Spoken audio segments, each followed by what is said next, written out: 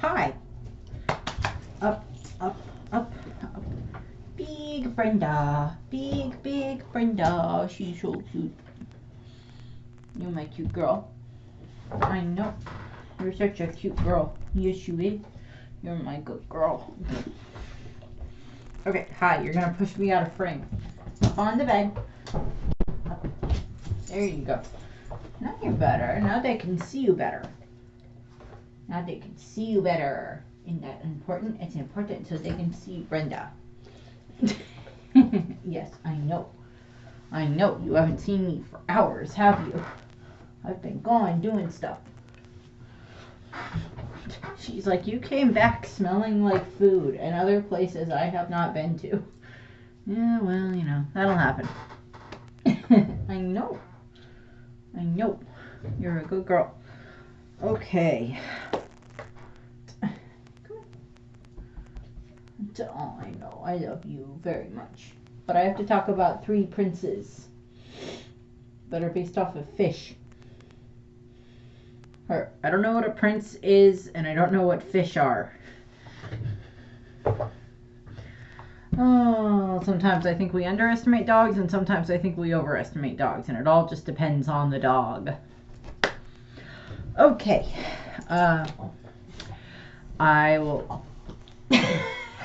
Funny dog in the background. What are you doing?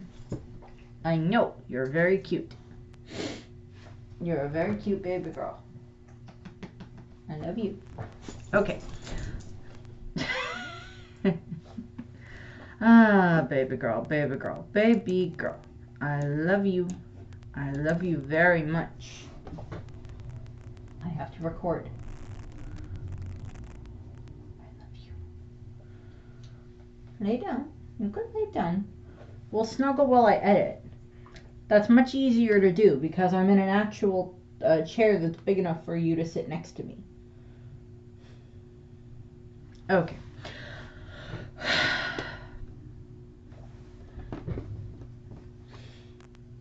I know. I have to record. Okay. Okay, time to talk about the Ryugu princes or the Neptune brothers or the 3 princes of the Ryugu kingdom. Depends on how you want me to explain who they are. All of those names are applicable. Shirahoshi's older brothers, Neptune's sons, the sons of Neptune and Otohime, however you want to explain it. All of them are applicable. I also have a shark.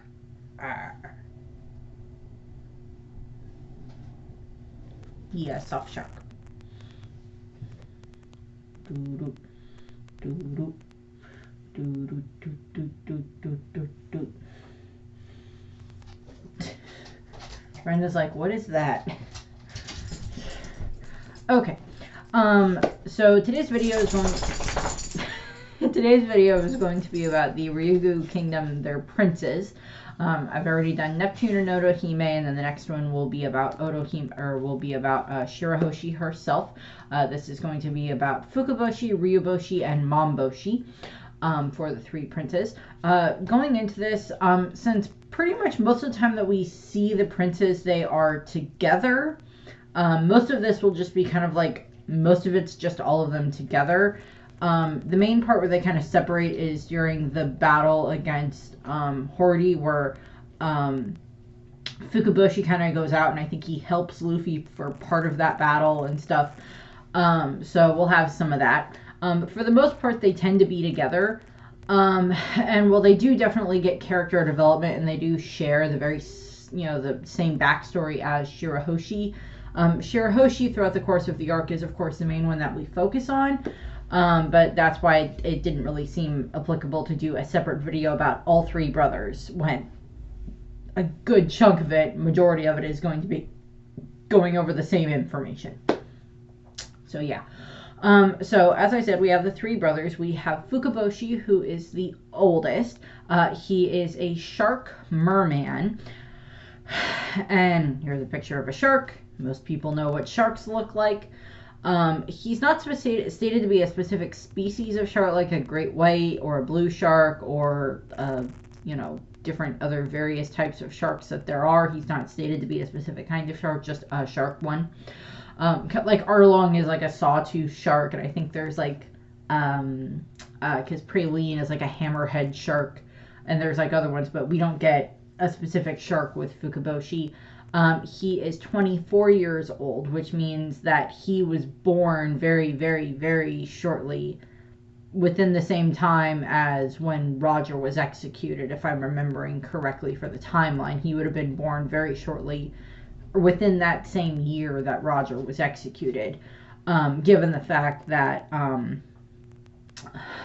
during the Odin flashback we have it that it's showing that, you know, Neptune is not married yet, and then sometime within that time frame after the Odin flashback is when, for the Roger section of the Odin flashback, is when Neptune and Otohime get together and get married, and then they have Fukaboshi first, and then they have Ryoboshi, who is 23 years old. He is an oarfish merman, and he is the second son of the royal Neptune family. This is an oarfish. I kind of had to look up what they were. I have seen them before in other things, but I just couldn't remember exactly what they were. They kind of look, or they kind of resemble an eel, but they're not quite an eel. I didn't really do too much else, but this is what an oarfish looks like. They look kind of cool.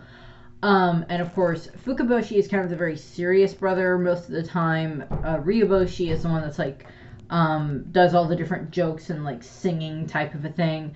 And then we have Momboshi, who is the one that's like dancing all the time and stuff like that when we see them, which when we're first introduced to them in the story, we're like, okay, why do they have these different personalities? And then when we get the flashback about Otohime and everything, then we get the, oh, that's why that's that. And it's a sad reason, but it's there. Momboshi is 20 years old, and he is an Oppa merman. O-P-A-H is how it's spelled. I don't know if, I doubt I pronounced it correctly. He is the youngest son and the last son of the, well, youngest and last are interchangeable, but he's the third son and the youngest son of the Neptune family. And he is the one that we see dancing a lot or stuff like that, because like Mambo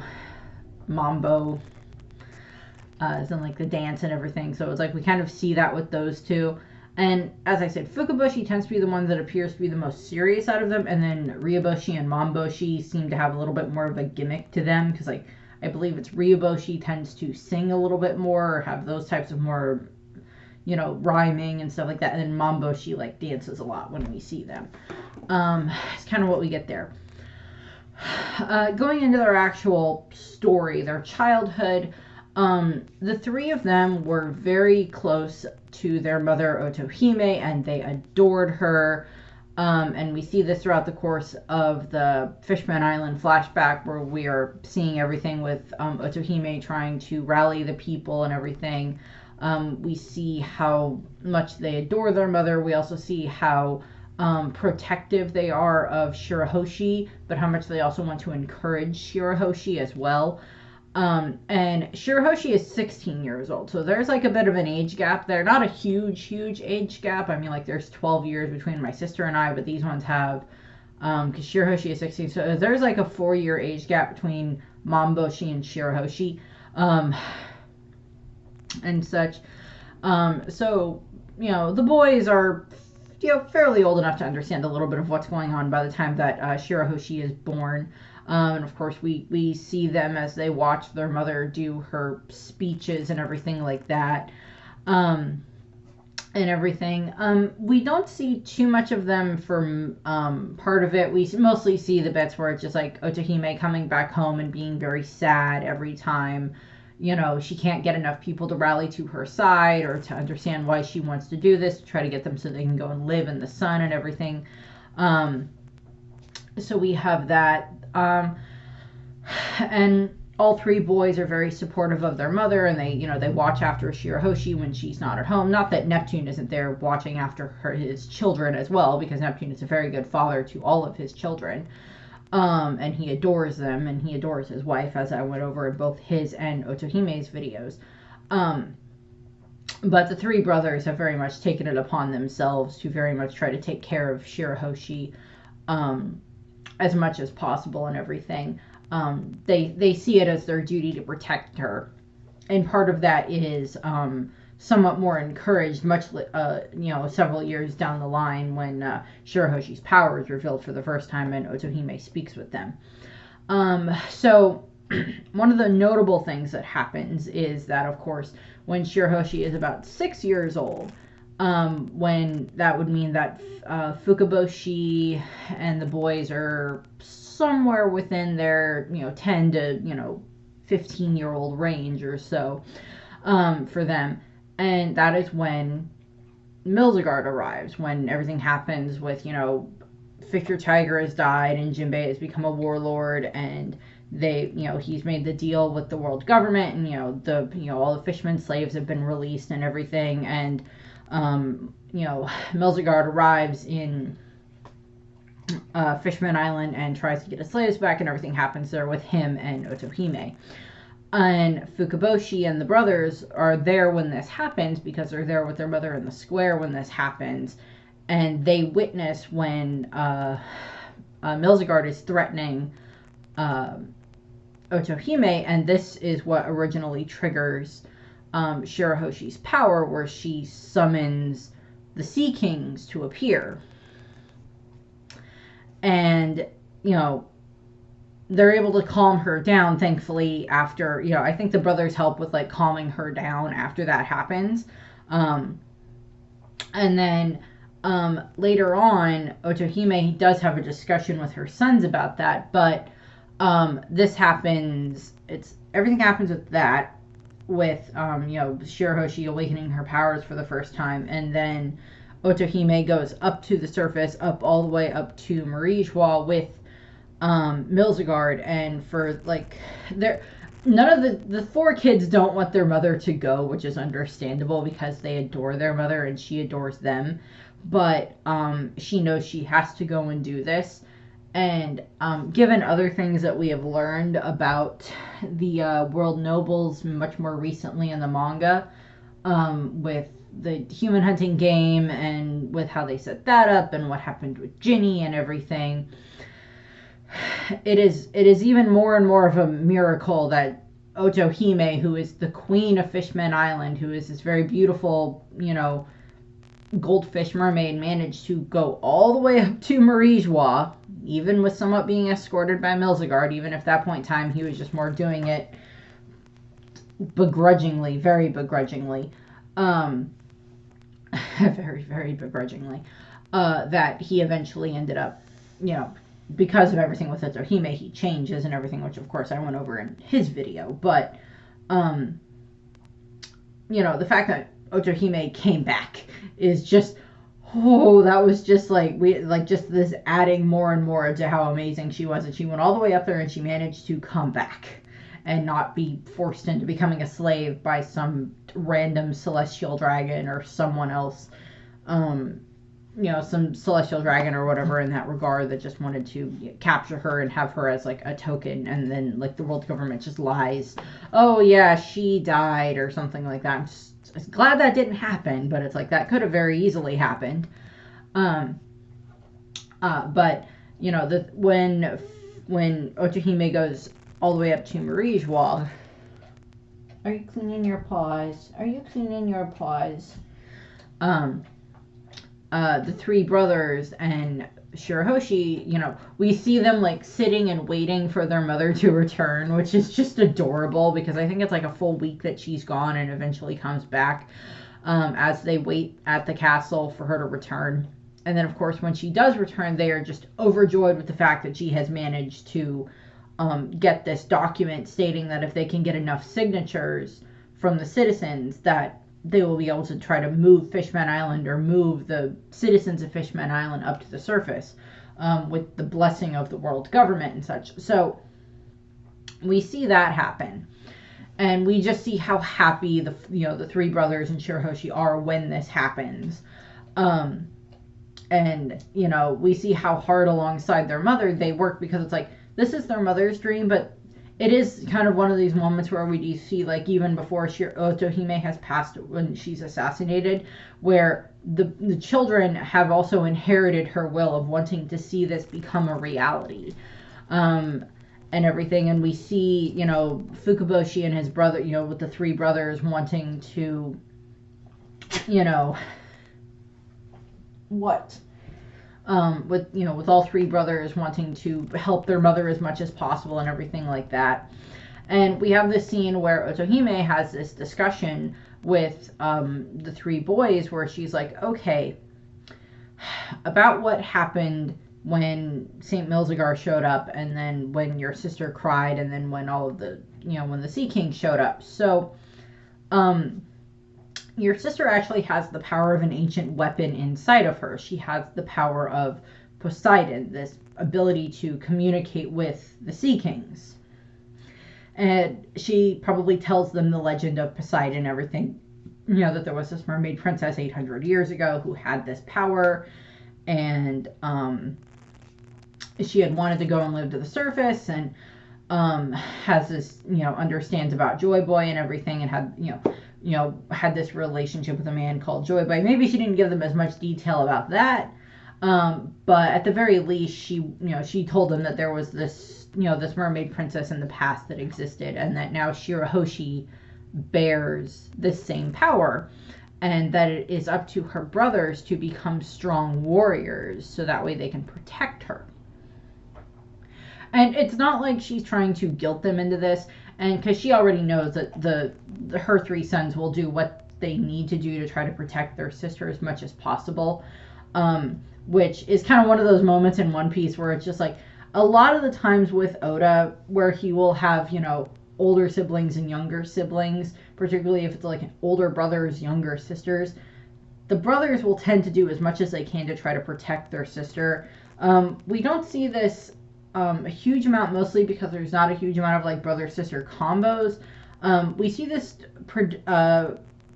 depicted very well to a degree during Whole Cake Island, when you know, Katakuri takes it upon himself to do everything he can to protect all of his younger sisters, and even some of the other older brothers will do what they can, you know, become as strong as they can to protect their younger siblings and the sisters and brothers and everything like that. And even like the older sisters will become very strong to protect the younger siblings and everything like that. So it's like we kind of see that depicted there. We see this a little bit with like Law and Lamy during you know, the flashback for Flevance and everything. By the way, I will do a video about Flevance just because of how twisted that country was with everything that happened there. There'll be a part of either a specific video about bad kingdoms or something else. I haven't quite figured it out, but that will be in a video at some point. But, you know, even, you know, other, you know, older brother, younger siblings, we see this a little bit with like Momonosuke and Hiyori, but even then Hiyori is quite capable of defending herself to a degree, which I love. But so with the three boys, with Fukaboshi, Ryoboshi, and Momboshi, they very much take it upon themselves to get to the point where they are strong enough to be able to protect their sister, and they spend, you know, the next 10 years or so training as much as possible so that way they can get to be strong enough so they can protect her. And they, you know, I don't remember if all of them, I mean, I think they all have like a signature weapon, because like Fukaboshi, I think, has like the trident or the spear of some kind, and the other two each have like their own weapons. I think one of them has a sword, and I don't remember what the other one has. But we have those depicted there where they each become very adept with a certain weapon, and I think they at least probably know, merman jujutsu and fishman karate and all of that stuff and everything, where they probably know those things as well, and such, because they would be able to train with the Ammo Knights. And, you know, Neptune was, you know, this very revered warrior in his younger days, and is still strong, just has back issues. And, you know, so he probably trained them as well, so that way they would be able to protect their sister, protect Shirahoshi and their kingdom, not just Shirahoshi, but their kingdom as well, because they use these skills to be able to protect their kingdom against pirates and other enemies that may show up. and such, slavers that show up, different things like that. So we have those where, you know, that's kind of assumed that that happens.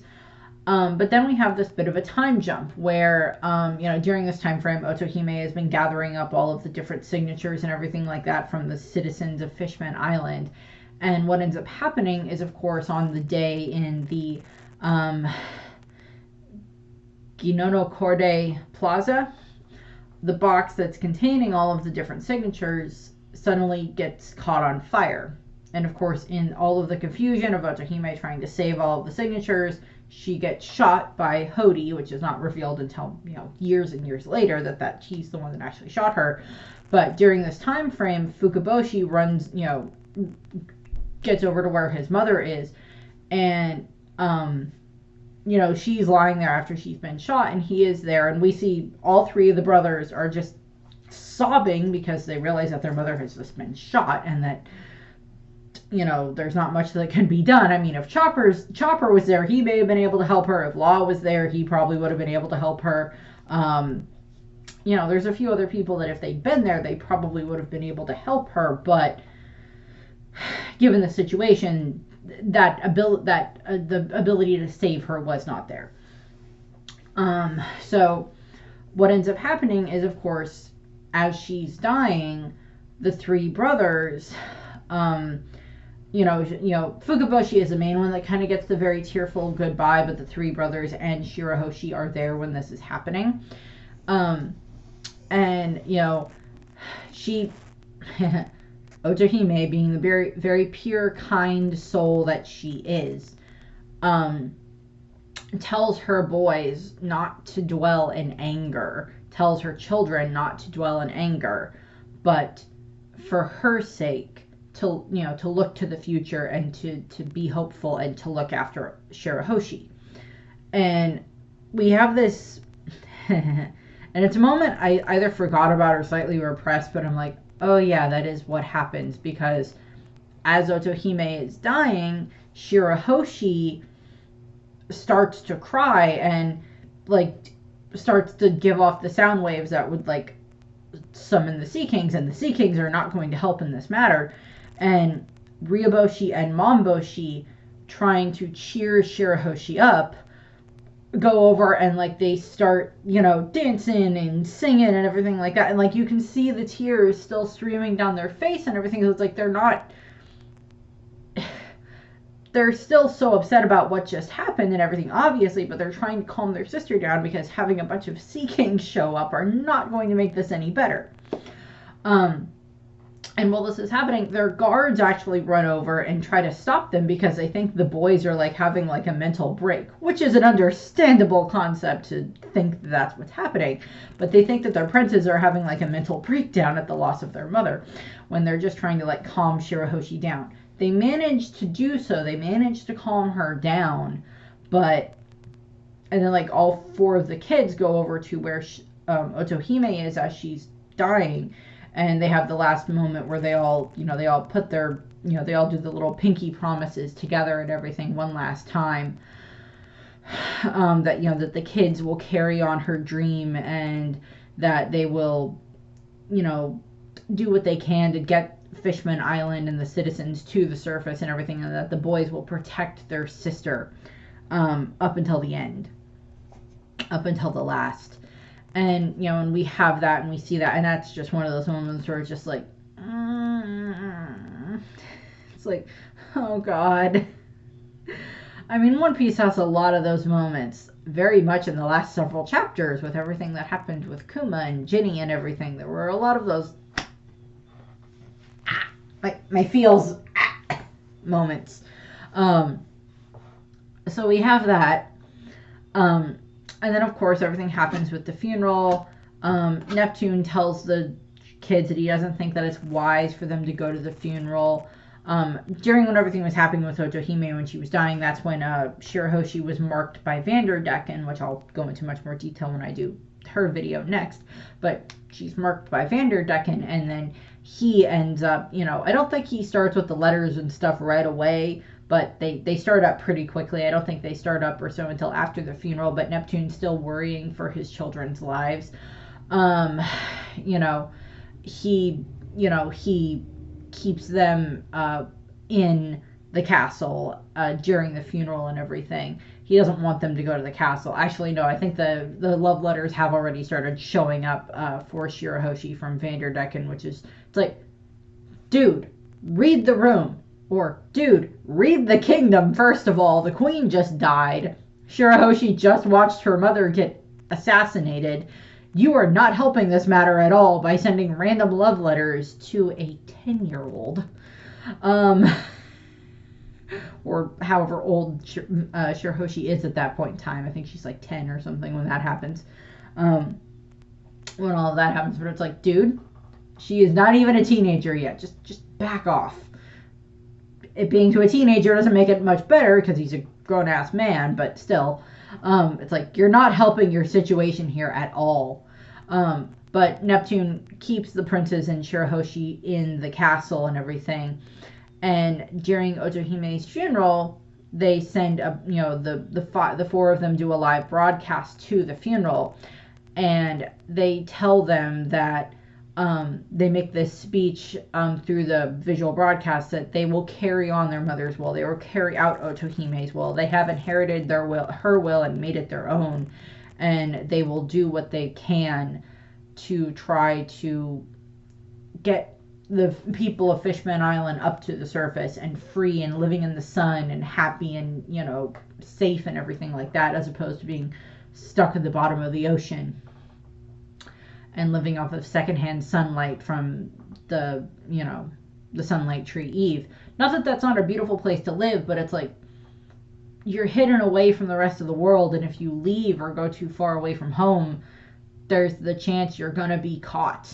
And the princes don't want that, but they want to get the people free. They want their sister to be able to go to the surface and be safe and everything. And then we cut to post time skip. The Straw Hats arrive at Fishman Island, and everything starts happening. And the three princes show up at the Mermaid Cove. And they're there looking for Luffy and his crew and everything, because that's where they supposedly illegally entered and everything like that. It was under extraneous circumstances that they entered, but they supposedly entered illegally and everything. And of course, during all of that time frame is, of course, when Sanji has the massive nosebleed and everything like that, which reveals Usopp and Luffy and Chopper and such to the brothers. And eventually it is revealed that the brothers were actually sent to talk to the Straw Hats, but also kind of like invite Luffy and the others to the castle.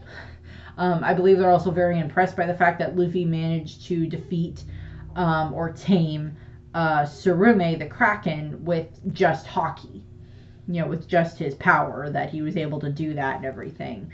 And their Fukaboshi is very impressed by that and everything. And eventually it is revealed that, they're being invited to the castle as guests of the king and everything like that, because they know that Jinbei and Luffy are friends. And of course, Jinbei is an ally to Neptune and to the royal family and everything, even if he is kind of technically an outcast at that point in time because he's not a warlord anymore. But so we get some of that. There's also a moment where I believe Fukaboshi speaks with Madame Charlie, and she reveals about her ominous prediction about Luffy, about him being the one that will destroy Fishman Island, that he will make it burn and everything, which of course, at this point in time, the kingdom has learned to put a fair amount of stock in Charlie's visions, because she hasn't really been wrong. I mean, she predicted when, Shirahoshi was going to be born. She predicted a whole bunch of other stuff. She predicted the Great Age of Piracy and a bunch of stuff. So there's a lot of that she's managed to predict. But, eventually it does result in, several of the Straw Hats end up at the castle, including Luffy. And of course, Luffy wanders off, and that's when he has his whole interaction with Shirahoshi and everything and all of that. But one of the things that happens is, of course, when the brothers eventually return to the palace, they find that the Straw Hats have kind of taken Neptune and the guards prisoner and subdued them and everything. So Fukaboshi ends up speaking with Zoro eventually, to, you know, try to figure out what the heck happened and everything, like, because there's like way too much miscommunication and everything. And eventually it does end up being that, you know, during this time frame, I believe, is when Horty and his crew have made their way into the castle as well and started causing problems there. And of course, Fukaboshi is, I believe, the one that tells the Straw Hats, or tells, I don't think Luffy's there for this part, but tells the Straw Hats that, like, Jinbei kind of wanted you guys to not get involved in our personal politics, is kind of what he wanted us to tell you. A little late for that there, Shark Boy. Sorry. But, you know, so we have that. But what ends up happening is, of course, eventually Fukaboshi and the other two, Fukaboshi, Ryaboshi, and Momboshi, end up fighting against Horty's crew. This whole battle ends up happening. There's a couple of skirmishes that happen between them and their guards, and Horty and his men and everything. And of course, Fukaboshi and the others become very outraged when they see that Dosen, who is one of the new fishermen pirates or whatever, is having the citizens step on, you know, Otohime's picture. They become very, very angry at that, and he ends up, you know, striking Dosen in the face and knocking him out, which is just funny. I mean, and I think I mentioned this possibly in the Otohime video. If I didn't, I'm mentioning it now. The majority of the citizens adored Otohime. Even if they didn't necessarily always agree with her, they adored her, and they were just all so traumatized and upset and everything when she died. She was this very beloved queen that tried to do everything she could to try to help her kingdom in her own way. And she was very empathetic to the people and everything like that. And most of the civilians, even now, so many years later, they did not want to step on her picture, because of how disrespectful it was, and the fact that they still adored her even so many years later. She still had their respect and adoration. Because that is one of the very good indicators of a true leader, of a good leader, is that even if I don't necessarily like everything that you're saying, I can still tell that you are doing it from a good place, and that you are, you know, that they can tell she was doing it from a good place, and that she empathized with them, and that she was listening to their voices as well, and she wanted to make sure that their opinions were heard and that their voices were heard in this decision to go to the surface, as opposed to just her deciding it and everything. And, you know, we see that with the citizens and how much they still respect her so many years later. But of course, eventually what ends up happening is, you know, Horty does his speech to the island about, you know, all of you that sign these petitions, we will find you and, you know, punish you and everything like that. And, you know, him and his brothers swear that they will stop Horty. And eventually they do show up where Horty is on their giant sea beast that they have, or their giant fish that they ride around on, or so. They do show up and they do attack Horty. Unfortunately, eventually this does result in the three brothers and Neptune getting captured by Horty, and they are taken to the same square where or the same plaza where everything happened with Otohime so many years ago, and they're all chained up and everything, and their Horty's intention is to, of course, execute them. And of course, this is when, of course, the Straw Hats show up, and, you know, they have the great big awesome entrance and everything with Shirahoshi and everything, because she wants to save her brothers and father and everything.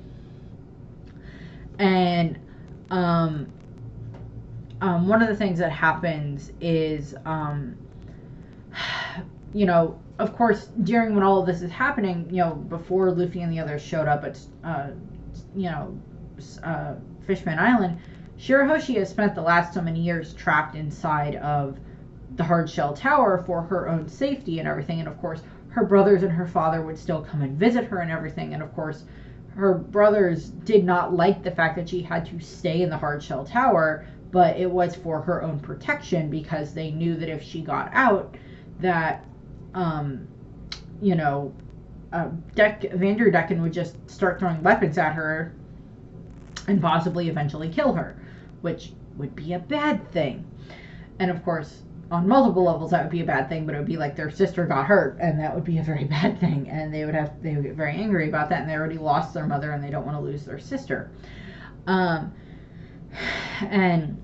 so we have a lot of that and everything, and of course, the Straw Hats and everything show up, and this is when, they start fighting against the fishermen pirates and everything, and of course, this is when it's revealed that, Hordy reveals that he's the one that killed, Otohime so many years ago and everything.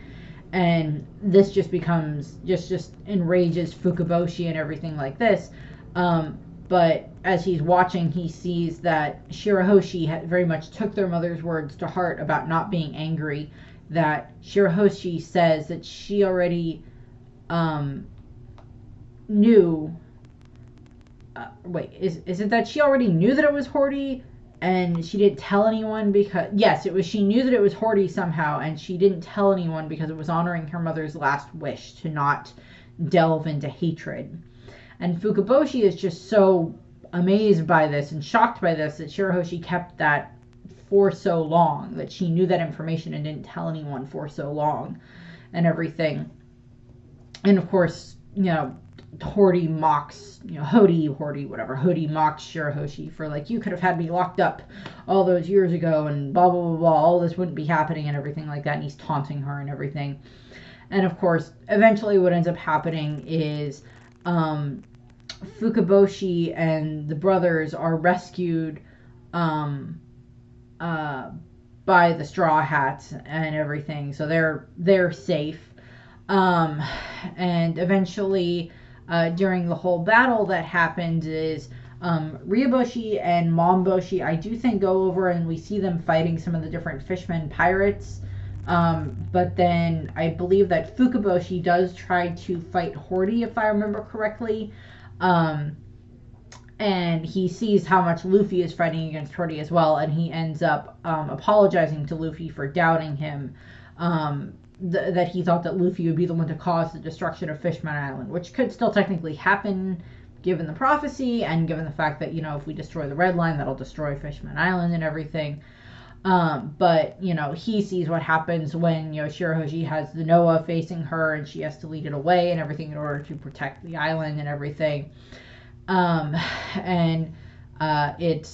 I believe that it was Fukaboshi who, carried Luffy or Luffy rode on Fukaboshi's back while Luffy's inside of the bubble that allows him to breathe underwater, so that way he can fight underwater, and fight Hordy and everything like that, while they're protecting Shirahoshi and everything.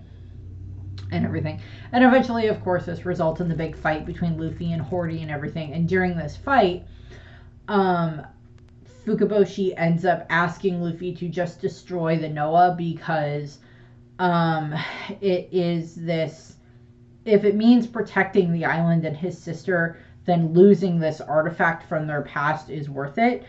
But also, he's like, set us back to square one. And set us back to square one, even if it's, necessary to do so. We will start again if the Noah gets destroyed. We'll try to build a new one or try to build something better, or that type of a thing. So we have all of that happening. And of course, eventually, because it's like Fukaboshi wants Luffy to end this hatred, because it's like if he defeats Hordy, and if they're able to capture Hordy and the rest of the new fishmen pirates, whatever the heck they were called, the evil fishmen pirates, were twisted and angry and have issues for very little reason, pirates. We hate humans. Why? I don't know. We just hate humans. Secondhand racism, and everything. And they have all of that. And, Fukaboshi and, wants Luffy to just, stop Hordy and everything, which happens, of course, and they are able to defeat Hordy and everything. And of course, the Straw Hats get to go to the palace, and they have the big party with, the Neptune family and the citizens and Kami and the mermaids from the cafe and everything. And they have the big party and everything. And all of that. And eventually it does, of course, result, the nose survives, so the nose fine. It's going to get fixed by Den and everything from the damage that was done to it, so it's still there and still usable. Fukaboshi, you know, is able to, Fukaboshi and Luffy, start to have a mutual friendship and stuff like that. I mean, Luffy's friendship is more with Shirahoshi, but he is still, he does like her brothers because he saw how much they were willing to protect her and protect their kingdom and everything. And of course, Luffy tends to like people that are willing to do that stuff to protect others and stuff like that. So Luffy, saw that.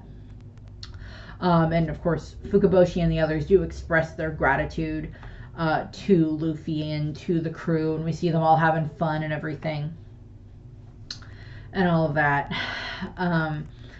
And there's so much that happens there. Horty and Vanderdecken are captured along with the rest of the fishmen pirates and everything. So there's all of that get taken away. And everything, and I think it's Fukaboshi goes up against Nami in a drinking contest, and he loses because Nami is one of the Straw Hats that can drink the most and not get drunk, which is just funny. Of course, I think he does witness what happens with the energy steroids to the new fishmen pirates, how they just get old and grizzled and everything. And of course, they have the big party and all of that stuff, and I believe the rest of the family, I believe the whole family is there to see Luffy and the rest of the Straw Hats off when they leave Fishman Island. So that way they are, they, see them off and wish them luck. And of course, Luffy and Fukaboshi, started to develop a friendship and everything. And Luffy, Fukaboshi and the others, wish them good luck and hope, wish for good travels and everything on their trips and on their journey and everything. So there's like, we won't forget the debt that that you feel, the debt that we are into, we will not forget that, which is why I do want it to be that at some point in time that, whatever the big final battle is, whether that's against Marijois or whether that's against the Marines or whether, Marijois and the Marines would probably be together, or whether that's against Blackbeard or whatever, I do want it to be that like Fukaboshi, Ryoboshi, and Momboshi show up and that they are there fighting alongside Luffy and his crew with like a bunch of the Ammo Knights and like Shirahoshi and a giant platoon of, Sea Kings that are showing up to help fight and everything. I would love that to happen. There's not too much else that we see. We get a little bit during the Zoo arc. We see them getting ready to, the Zoe arc, excuse me. We see them getting ready to leave for, for the Reverie and everything. And of course, we see them, during the, I think it's the one 500 Million Man arc cover page series, we get, all the kids are running around with, straw hats and everything, and Fukaboshi and Shirahoshi are watching. During the Reverie arc, we do have it that, of course, Shirahoshi and her brothers, all three brothers and Neptune and Shirahoshi make their way up to Marijois, being escorted by Garp to the Red Port, and then up the Bondolas all the way up to Marijois. And we have the moment where they are on the moving sidewalk, and Fukaboshi is actually kind of the one that's like, I really don't want my family on that, because he just has like a bad feeling about it. So they get off of that and they kind of are on the non-moving part of the sidewalk as they float forward, as they move forward. And he is just as amazed by what he sees to a degree, but he's a little bit more, Fukaboshi and the others and the boys are a little bit more cynical about the world, which is understandable because they probably know a bit more about what has happened in the world and the deeds that the Celestial Dragons have done, as opposed to Shirahoshi, even though she has become a bit more worldwide, a bit more, wise and everything, and a bit more experienced over the past, time frame and everything. And of course, when they all end up at Marijois, Castle Pangea for the big party, or the big, not party, but the big, kind of, before the conference actually starts, while all of the different family members of the kings and queens are all together and everything, all the different rulers are together, we see Fukaboshi ends up kind of conversing with Viola as they watch as Vivi and Rebecca and Shirahoshi kind of are bonding. and like he talks to her and Igor talks to Viola and Igaram and that type of stuff. And then of course I believe we see both Ryaboshi and Momboshi talking with some of the other royals and everything, and I think we see Momboshi try to dance with someone, which is kind of cute.